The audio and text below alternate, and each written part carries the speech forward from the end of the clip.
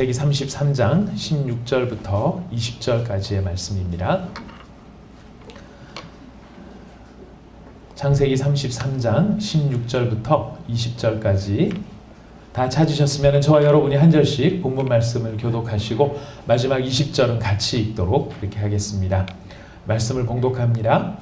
이날에 에서는 세일로 돌아가고 야곱은 숫곳에 이르러 자기를 위하여 집을 짓고 그의 가축을 위하여 우릿간을 지었으므로 그 땅 이름을 숫곳이라 부르더라. 야곱이 밧단 아람에서부터 평안히 가나안 땅 세겜 성읍에 이르러 그 성읍 앞에 장막을 치고 그가 장막을 친 밭을 세겜의 아버지 하몰의 아들들의 손에서 백크시타에 샀으며 같이 읽겠습니다. 거기에 제단을 쌓고 그 이름을 엘렐로헤 이스라엘이라 불렀더라. 아멘. 우리가 지난 시간에 하나님께서 어떻게 야복강 나루의 씨름을 통하여 야곱을 설득해 오셨는지, 또 야곱을 이해시키셨는지, 야곱을 이스라엘이 되게 하셨는지를 생각해 보았습니다. 아무것도 없는 허무의 저녁, 허무의 밤, 자기 인생의 한계에 사로잡혀서 자신이 소유하고 있던 것이라고 생각하는 모든 것을 다 잃어버리고 다 앞서 보내놓고 자기 홀로 그 밤에 남아있는 야곱, 그 야곱을 하나님이 새로 찾아오신 것이 아니라 이미 함께 하고 계셨지만 깨닫지 못하고 있었던, 야곱이 알지 못하고 있었던 그 어떤 사람이 밤새 야곱과 씨름을 하게 됩니다.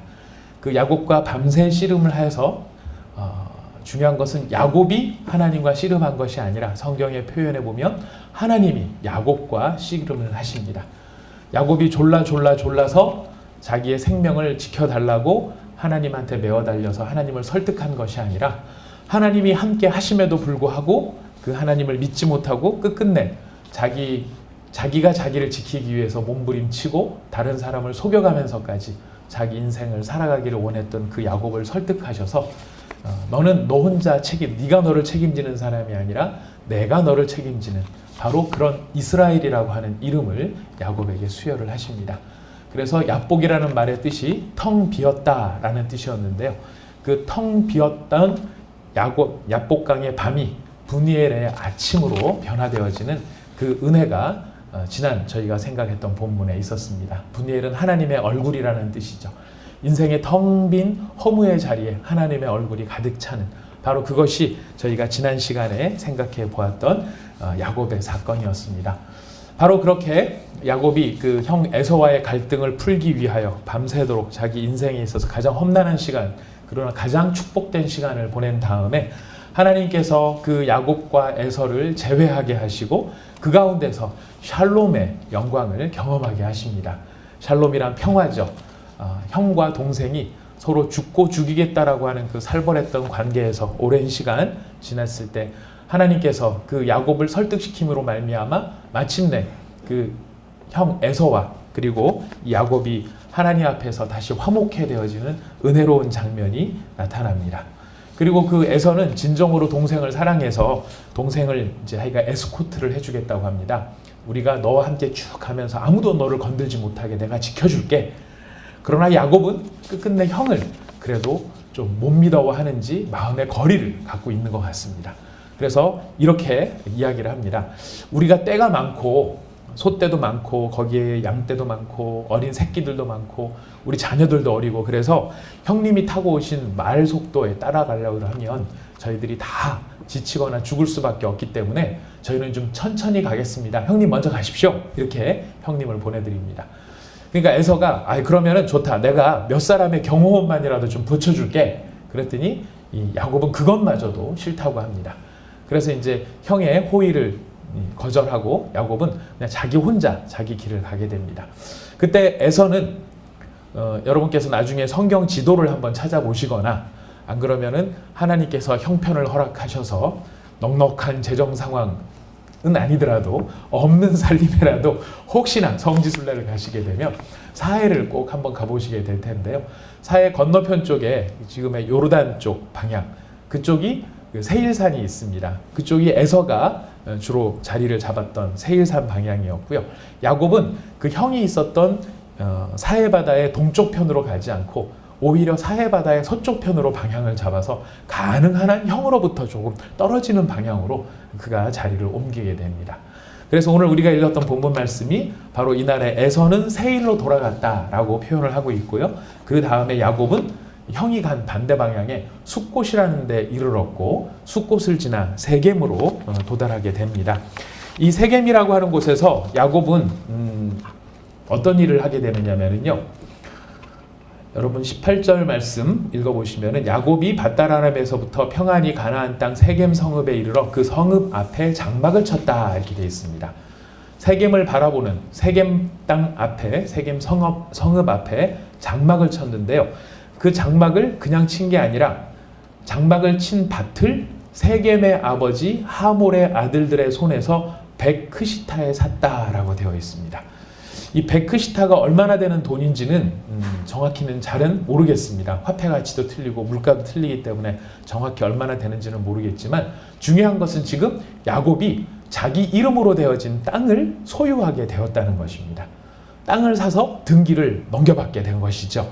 그리고 거기에 자기 땅이 생겼고 자기 땅 위에 집을 지었습니다. 그 집을 짓고 거기에 제단을 쌓았는데 그 제단의 이름을 엘렐로헤 이스라엘이라고 붙이는 그런 참 자기가 산 땅 위에 집을 짓고 거기다 제단까지 쌓았으니 모든 게 다 갖추어진 그런 상황이 됐습니다. 바로 그 세겜이 바라보이는 세겜을 마주보는 세겜성 앞에 장막을 쳤는데요. 이 세겜이라고 하는 곳은 현재 지명으로는 나블로스라고 하는 지명입니다. 지금도 있는 도시입니다. 원래 그 제1차 유대 로마 전쟁이라고 해서 예수님 돌아가시기 전 그 중간기가 있습니다. 그때에 완전히 폐허가 됐던 한번 완전히 부서졌던 도시인데 이 도시가 새로 재건이 되면서 새 도시라는 뜻으로 나블로스라고 하는 이름을 갖게 됐는데요. 이 땅이 갖고 있는 위치는 교역적으로 굉장히 중요한 전략적 위치에 놓여져 있습니다. 그래서 동서나 남북으로 이어지는 모든 교차가 되어지는 곳이고요. 또 저도 이제 직접 세겜을 가보지는 못했습니다. 저는 사해까지만 가서 마사다 언덕에서 여기가 전쟁을 했던 곳이래 그 정도만 보고 왔는데요. 이 세겜이라는 것을 사진으로 보니까 이 야트막한 언덕들로 구성되어 있는 도시입니다. 그리고 거기에는 목초지가 굉장히 많고요. 물을 구하기가 쉬운 용수가 잘 갖추어져 있는 그런 도시입니다. 야트막한 언덕에 사통팔달하고 있는 그런 곳이기 때문에 중동 지역의 여러 다양한 종족의 사람들이 이곳에서 교역을 하였고 교역이 많았다는 뜻은 무슨 뜻일까요? 그만큼 돈도 풍성하였고 돈이 많다는 뜻은 여러 곳으로부터 온 문화나 여러 곳으로부터 다양한 문명들이 이 세겜 땅에 있었다는 것입니다. 야곱도 자기의 아까 여러분 읽어보셨지만 자기 땅을 샀고요. 여기다 자기 집도 지었습니다. 그래서 야곱의 이 직업이 목자이기 때문에 목동이기 때문에 목동들에게 그러니까 자기가 치는 양들을 소들에게 먹일 우물도 팠습니다. 그 우물을 야곱의 우물이라고 하고 있고요. 지금도 성지순례를 가보시면은 야곱이 그때 팠던 우물을 여러분들이 보실 수도 있으십니다. 여러분 야곱의 우물 하면 또 생각나는 사람이 있지 않습니까? 야곱의 우물. 생각나는 분이 안 계시는군요. 네, 제가 알려드리겠습니다. 자랑 삼아 잘난 척하고 또 말씀을 드리겠습니다. 예수님께서 사마리아 수가성에 가셨을 때 그 사마리아 여인과 대화를 하십니다. 그때 예수님께서 이런저런 얘기를 하셨을 때 내가 너에게 물을 줄 테다 이렇게 얘기를 했더니 당신이 야곱보다 더 크니까 이런 얘기를 합니다.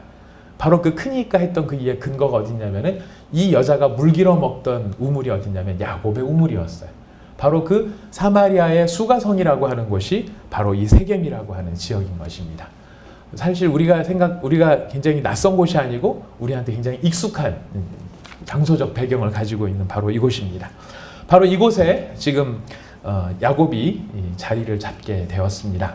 그리고 성경학자들에 따르면은 야곱이 이 세겜 땅에 머무른 것이 한 10년 정도를 머물렀다라고 성경학자들이 이야기를 하고 있습니다. 이 10년간 그곳에 땅 사고 장막 치고 또 우물도 파고 무슨 뜻일까요? 거기서 죽을 때까지 살겠다 이런 바람이 거기 있었던 것 같습니다. 야곱은 가능한 한 그 세겜성을 바라보면서 세겜성이 또 교육료가 많다 보니까 야곱한테 유리했던 건 뭐냐면은 자기가 키우는 소나 양이나 염소나 낙타나 이런 것들을 교육하기가 굉장히 좋은 시장이 형성되어 있었던 곳이기 때문에요. 자기가 부를 이룰 수 있는 바로 그곳이 세겜, 세겜을 바라보는 바로 거기에 담겨 있는 그런 세겜을 바라보는 야곱의 의도가 거기에 담겨 있었다고 생각이 됩니다. 바로 그렇게 번화한 세겜 앞에 살아가는 야곱, 그 야곱에게 딸이 하나 있었습니다. 그 딸의 이름은 디나라고 하는 딸이었습니다. 이 디나가 어느 화창한, 계절은 모르겠습니다. 하지만 화창은 했을 것 같습니다. 왜 그렇게 생각하냐면은 비 오는 날 여러분 우산 들고 싸돌아다닐 여인네들은 별로 없지요. 근데 화창한 날 정말 아주 좋은 날, 그런 날 집안의 구석에만 처박혀 있을 여인네도 또한 별로 없을 것입니다. 이 디나는 자기가 익숙한 10년이나 이렇게 살고 있는 바로 그 세겜, 그 성읍에 새로 들어온 새로운 패션과 새로운 문물과 신상을 구경하기 위해서 아마 그곳에 갔는지도 모르겠습니다. 디나에게 있어서 이 세겜이라고 하는 것은 우리로 말하면 어디쯤일까요? 압구정이 될 수도 있고요. 강남이 될 수도 있고요. 아니면 코엑스 바로 앞에 있는 삼성이 될 수도 있을지도 모르겠습니다. 자, 여기서 디나만 놀러를 갔습니다. 놀러 간 이유는 뭐냐면, 여자만 놀러 간 이유는 뭐냐면 남자들은 다 일하러 갔거든요. 야곱의 11아들이 있었는데 11아들이 몽땅 다 이 소와 염소와 양을 치기 위해서 다 들러 나가 있고, 집에 있었던 디나는 집에서 놀면 뭐래, 날도 좋은데, 그래서 바로 앞에 있는 세겜으로 신상 쇼핑을 하러 간 것 같습니다. 자, 그런데 그 세겜성에 누가 살고 있었냐면, 여러분들이 아까 읽어보셨던 세겜의 아버지 하몰의 아들들이라고 되어 있는데, 이 지역 전체에서 아주 세력 있는 사람, 왕과 같은 그런 세력 있는 사람이 하몰이라는 사람이 있었고요. 그 하몰한테는 여러 아들이 있었는데 그 아들 중에 하나가 이 지명이랑 똑같은 이름을 가진 세겜이라는 아들이 있었습니다. 근데 이 세겜이라는 아들이 이 부유한 아버지, 능력 있는 아버지, 강한 아버지 밑에서 철없이 자란 것 같아요. 시장에 놀러 온 디나를 딱 보고 그 디나를 보고 한눈에 반한 것 같습니다. 그래서 이 디나의 꽁무니를 열심히 쫓아다녔던 것으로 상상해 볼 수 있을 것 같습니다. 열심히 쫓아다니면서 꽃도 바치고 뭐도 바치고 마음의 호감도 좀 얻어보려고 그랬는데 디나가 안 넘어갔던 것 같아요. 안 넘어가는 디나를 바라보면서 세겜이 짠 작전은 좋은 말로 안 되면 힘으로 해결하겠다 였습니다. 그래서 그를 납치하였고 자기 집으로 데려갔고, 그리고 그 집에서 사실혼 관계를 맺고 살게 된 것입니다. 이 세겜이 디나에 대한 애정이 얼마나 컸는지 아버지 하몰을 조릅니다. 아버지, 제가 사고를 쳤나이다. 제가 꽤나 괜찮아 보이는 처자 하나를 잡아다가 제 아내로 삼았으면 좋겠는데 이 여자와 정식으로 결혼해서 살게 좀 도와주십시오. 얘기를 한 것 같습니다. 아버지가 물어봅니다. 네 집 딸이냐? 네, 우리 그 세겜성 앞에 거기 장막 짓고 살아가고 있는 야곱의 딸이라고 합니다. 오, 그래? 야곱이라고 그러면 꽤 부자인데, 오케이. 그 집이랑 우리가 사돈을 맺으면 그 집이 갖고 있는 부와 우리가 가지고 있는 권력이 하나가 된다 그러면 우리가 이 지역에서 오랫동안 고대광실 집 짓고 행복하게 잘 살 수 있을 것 같다. 오케이. 내가 한번 노력해보지. 그래서 세겜과 하몰이 연합하여 누구를 찾아가느냐면 야곱을 찾아갑니다. 그리고 야곱에게 이야기합니다. 예물이 얼마가 됐든 혼수 비용이 얼마가 됐든 저희가 다 부담을 하겠습니다. 그러니까 제발 당신의 딸을 우리에게 줘서 세겜과 결혼시켜 주셔서 우리가 행복한 가정을 이룰 수 있게 도와주세요. 이렇게 이야기를 합니다. 야곱이 그때 금방 대답을 안 합니다.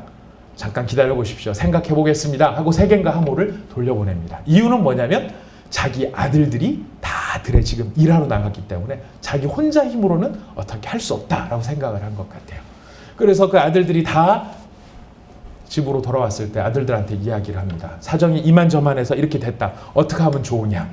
그 아들들이 분노를 합니다. 우리 하나밖에 없는 여동생을 우리한테 정식으로 예를 갖춰서 지들이 원하면은 사람을 넣고 정식으로 아주 예절 있게 해야 되는데 지금 지들이 원한다고 사람을 납치를 해? 납치를 해서 감금을 하고 그렇게 사실혼 관계로 살아? 이건 우리를 향한 모독입니다. 있을 수도 없는 일입니다. 얘기를 합니다. 그 분노에 찬 야곱의 아들들이 계략을 짭니다. 그래서 하몰과 세겜을 만나서 이야기를 합니다. 좋습니다. 우리랑 당신이랑 결혼합시다. 우리 집이랑 당신 집이랑 같이 혼사를 맺읍시다. 대신 조건이 있습니다. 예물 예단, 우리 이런 것에 대해서는 나중에 얘기하기로 하고, 적어도 우리 집안이랑 당신 집안이랑 소통을 하려면, 결혼을 하려면 적어도 우리가 가지고 있는 문화를 당신들이 같이 따라와 줘야 되겠습니다. 그래서 제시한 것이 무엇이냐면 할례를 받아주십시오. 할례를 받는데 당신들만 할례를 받는 게 아니라 이 세겜성에 사는 모든 사람들이 다 할례를 받게 해주십시오. 그럼 우리가 결혼하겠습니다. 세겜이 되게, 세겜성에 사는 세겜이죠. 이름도 있고 지명도 있고 헷갈립니다. 이 아들 세겜이 너무 디나를 좋아하던 나머지 그 조건을 받아들이려고 하면 설득을 합니다. 그래서 아버지 하몰이 성읍 앞에 서서 사람들에게 이야기합니다. 여러분 보십시오. 저 야곱, 저들이 갖고 있는 소떼와 양떼가 보이시죠? 우리가 지금 우리 아들이랑 얘랑 결혼을 시키려고 하는데 결혼만 성사가 되면 저 모든 게 다 누구 것이 되겠습니까?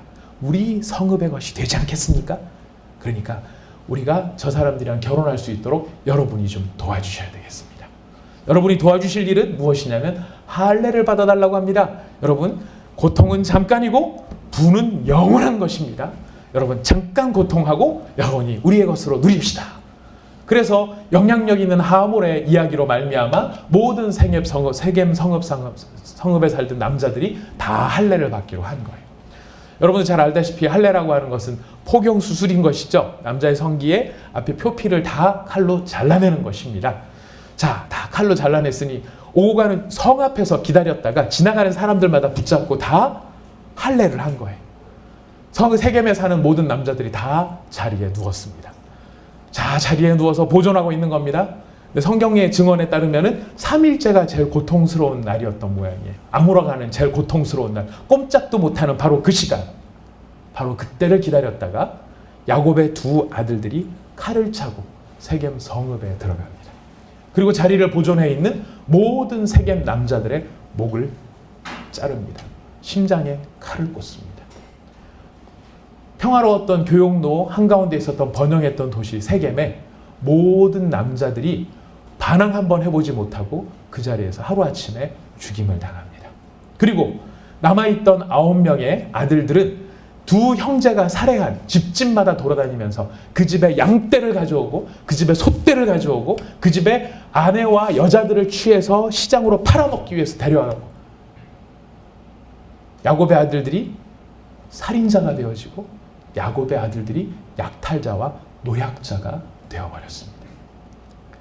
하나님께서 소명을 위해 하나님의 백성이 되도록 아름다운 이름을 주기 위하여 부른 그 자녀들이 딸은 강간을 당하고 아들들은 살인자가 되고 또 다른 아들들은 노약자가 되어져 버린 이 비참한 비극의 현장 가운데 놓여졌다는 것입니다. 그 비극의 현장을 바라보면서 야곱은 어찌할까 이게 내 잘못이다 이렇게 말하지 않았습니다. 야곱이 한 얘기 첫 마디가 뭔지 아십니까?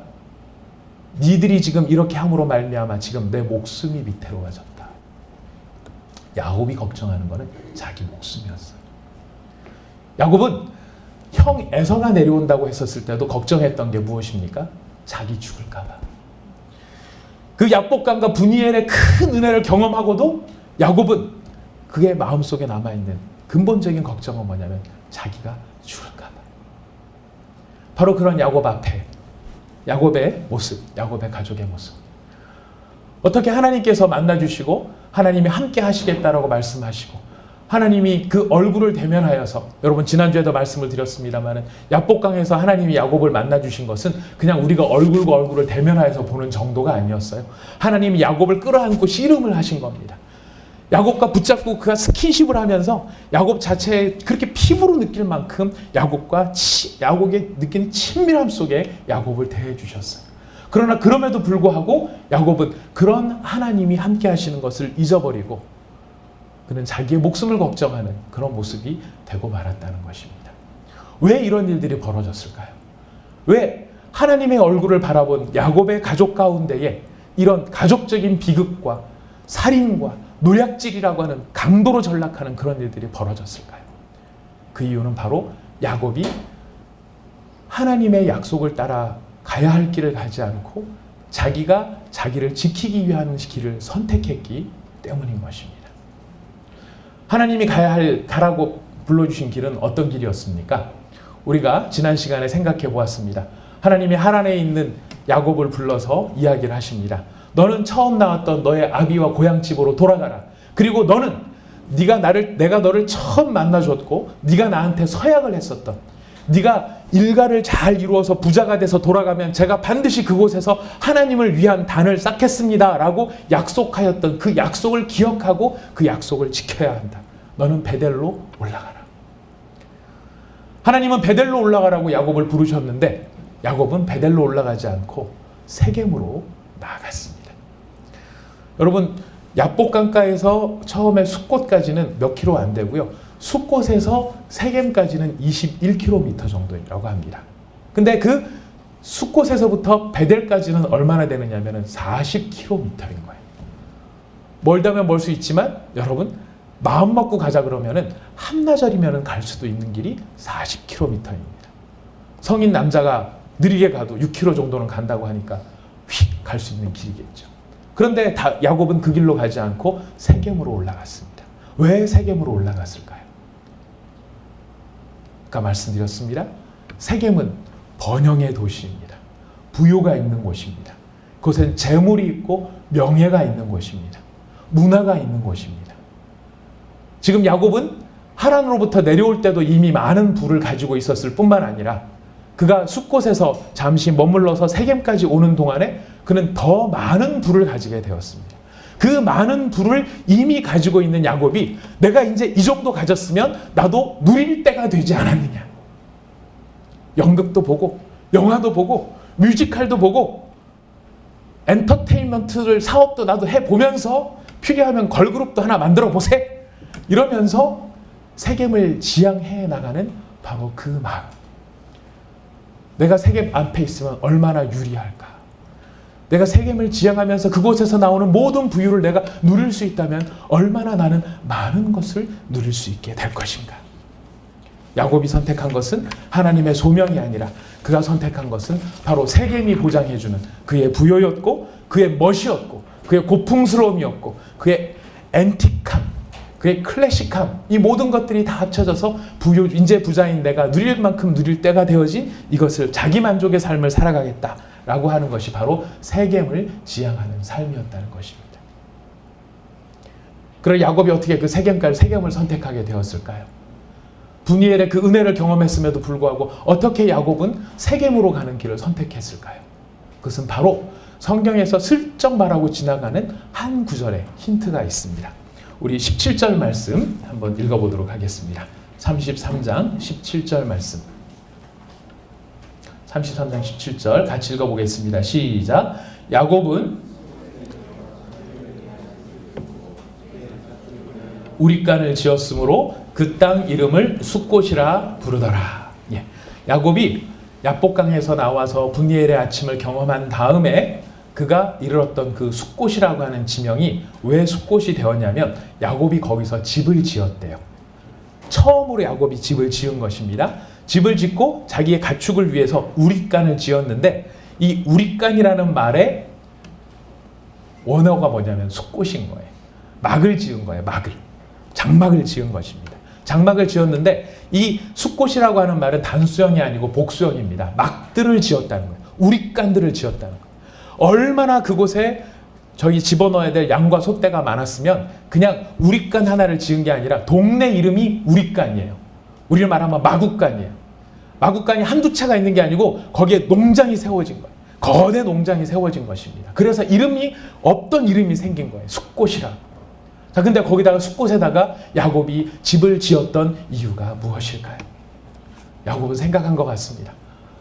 우리가 하란에서부터 여기까지 거의 500km를 쉬지 않고 왔습니다. 그리고 지난밤에는 형을 만나서 죽을 똥살똥하는 그 위기의 밤을 겪었습니다. 하나님, 저한테 베델로 올라가시라고 하는데요. 주님, 잠깐만요. 제가 베델로 올라갈 텐데요. 저희 지금 너무 지쳤어요. 조금만 쉬었다 갈게. 잠깐만 쉬었다 갈게. 제가 주님께서 불러주신 그 부르심에 제가 순종할 텐데 순종 안 한다는 게 아니고 순종은 하겠지만 잠깐만 기다려주세요. 저도 한숨 좀 돌리고 갑시다. 우리도 조금 좀 뭔가 여유를 찾고 하나님께서 부르신 그 언약을 위해서 달려갈 때 달려갈지라도 우리한테 이 정도 필요하다는 것은 주님도 아시지 않습니까? 그러니까 저희가 잠깐 쉴 테니까 여기서 머무르겠습니다. 그래서 머무른 것이 숫곳이라는 거예요. 하나님의 부르심 앞에 40km만 더 올라가면 베델인데 그 40km를 500km를 내려온 사람이 500km는 잘 내려와 놓고 500km 앞에 40km를 남겨놓고 그 앞에 서서 이야기를 하는 것입니다. 주님, 잠깐만. 그리고 그곳에서 움막을 짓고 정착을 하고 교육을 하면서 20km 앞에 있는 세겜, 여기 어디 시장 없나? 필요한 물건들 사러 가고 어쩌고 하면서 오, 저기 세겜이라는 곳이 있군. 기왕에 머무를 바에야 우리 여기 숫곳 말고 세겜으로 가면 더 많은 것을 누릴 수 있겠다. 잠깐만요로 출발했던 그 숫곳이 야곱의 생각을 바꾸고 야곱의 소명을 등한히 하게 하고 하나님의 부르심을 잊어버리게 만들고 그로 하여금 자기의 욕망과 자기의 자랑과 자기 자신을 채우고 싶은 그 바람의 세겜을 향해 나가도록 바로 이끌었던 것이 숫곳이라고 하는 것입니다. 오늘날 우리가 예수를 믿는 믿음 안에 있으면서 우리도 하나님 앞에 그렇게 이야기할 때가 간혹 있는 게 아니고 많습니다. 얼마나 많습니까? 어떻게 이야기합니까? 하나님, 제가 하나님 열심히 따르겠습니다. 하나님을 잘 믿겠습니다. 그러나 하나님도 아시겠지만 지금 제 형편에서 잠깐 요거는 해결하고 해야 되는 거 주님 알고 계시지 않습니까?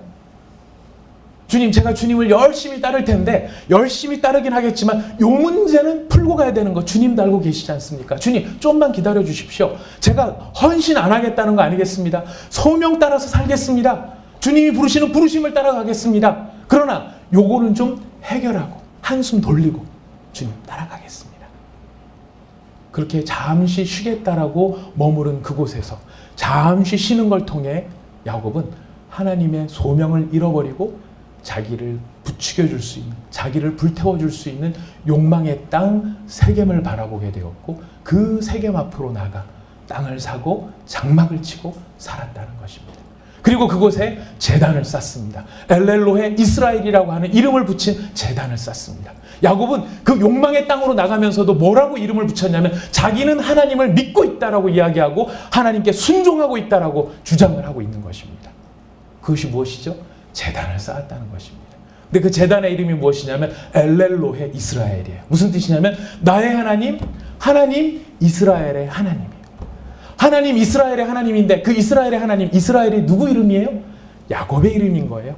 야곱이 지금 뭐라고 하냐면은 하나님이신데 이 하나님은 어떤 하나님이냐면 나의 하나님, 우리가 고백했을 때 참 좋은 나의 하나님이라는 고백이 될 수 있지만 세겜을 바라보고 있는 그 야곱에게 있어서 나의 하나님이라고 하는 그 하나님은 어떤 존재냐면 내가 말씀을 듣고 그 말씀을 순종하고 그 말씀을 경청해야 될 하나님이 아니라 나의 모든 것을 지켜내고 나를 보호해주고 나의 자존심을 보존해줄, 나의 욕망을 지켜줄, 이 세상 가운데서 내가 주눅들지 않고 살아갈 수 있도록 나를 보호해줄 나의 욕망의 조력자, 나를 붙들어줄 욕망의 하나님, 바로 그 하나님의 이름을 지금 야곱은 부르고 있었다는 것입니다. 우리의 신앙생활에 너무 큰 무서운 도전이 되는 이야기는 뭐냐면 내가 하는 이 모든 것이 하나님의 영광을 위해서라고 이야기하면서 우리 안에 세겜을 지향하는, 나의 부와 나의 명예를 지향하는 그 지향 속에 하나님마저도 내 명예와 나의 욕망을 돕는 조력자 하나님, 하나님 나의 하나님, 나를 붙드시는 하나님, 나의 성공을 보장해 주시는 그 하나님으로 우리가 부를 수 있다는 것입니다. 그 부름의 끝에 어떤 일이 벌어집니까? 그 욕망과 자랑 끝에 하나님마저도 자기가 통제할 만한 어떤 것으로 여기고 싶은 그 끝에 디나의 비극이 기다리고 있었고 그 욕망의 끝에 하나님의 비전의 사람으로 살았어야 될 자기의 아들들은 살인자가 되어지고 약탈자가 되어지고 노략질하는 노략꾼이 되어지는 비극이 벌어지더라 하는 것입니다. 그 모든 비극이 어디서부터 출발했다고요? 숫곳에서부터 출발했습니다. 출발했다는 것입니다. 처음부터 드러내놓고 하나님 앞에서 야욕을 부리며 야망을 부린 것이 아니라 하나님 요거 잠깐만요. 하나님 요거 숨만 돌리고요. 하나님 요 문제만 해결하고요. 제가 따라가겠습니다. 바로 그 잠깐만요라고 하는 틈을 통하여 들어온 자기의 자랑, 자기의 욕망. 하나님을 위하는 그 위함조차도 결국은 자기 자랑을 위한 욕망이 되더라는 것입니다. 이 말씀을 묵상하며 저는 저 개인에게 있어서 얼마나 이 말씀이 비수와 같이 날아와 꽂혔는지 모릅니다. 교회를 개척하면서 하나님 앞에 주님, 이 교회가 어떤 교회가 되어야 될까요? 어떤 교회로 세워지기를 원하십니까? 처음 가졌던 굉장히 순수했던 그 마음들 끝에 어떤 순간인가 하나님 잠깐만요. 요거는 좀 저희가 해결하고 갔으면 좋겠는데요. 하는 그런 틈들이 저에게 있는 것들을 보게 됩니다.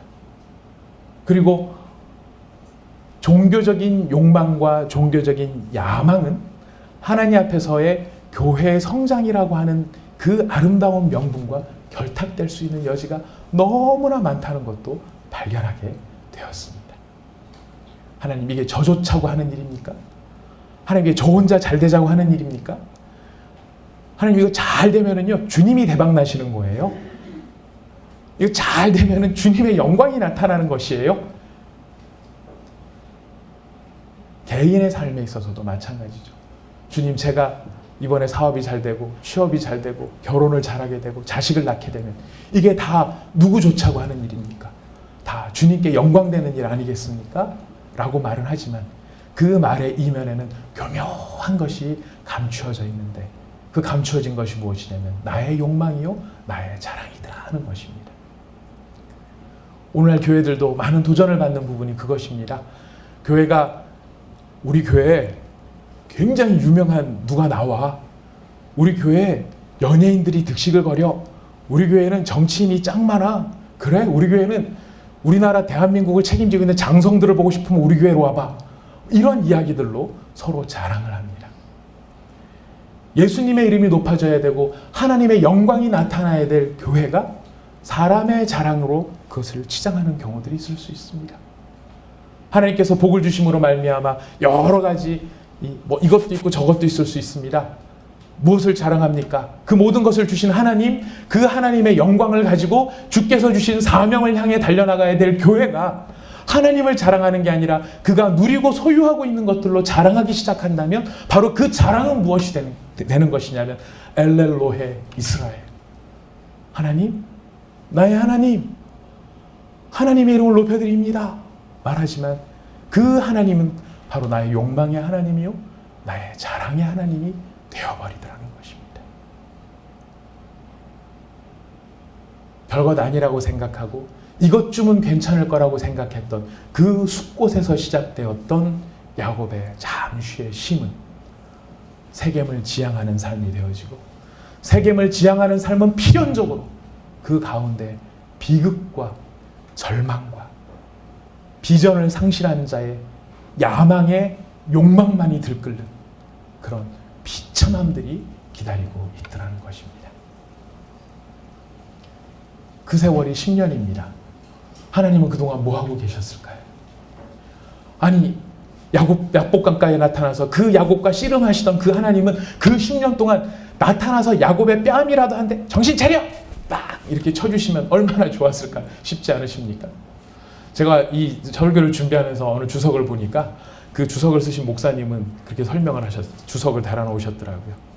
야곱이 정신을 차리지 않자 하나님은 디나가 강간을 당하게 하시고 야곱의 아들들이 살인을 저지르게 하셨다. 그래서 그 문장을 보니까 살벌한 거예요. 섬뜩한 거예요. 야곱이 정신을 못 차리자 하나님이 디나를 강간을 시키게 당하셨다. 우리 하나님이 그런 하나님이신가요? 디나의 사건과 야곱의 아들들이 살인자가 되고 노략자가 되는 그 일은요, 하나님이 부추겨서 하나님이 시킨 일이 아니라 세겜을 지향하면서 살아가는 야곱이 필연적으로 맺을 수밖에 없었던 열매였던 거예요.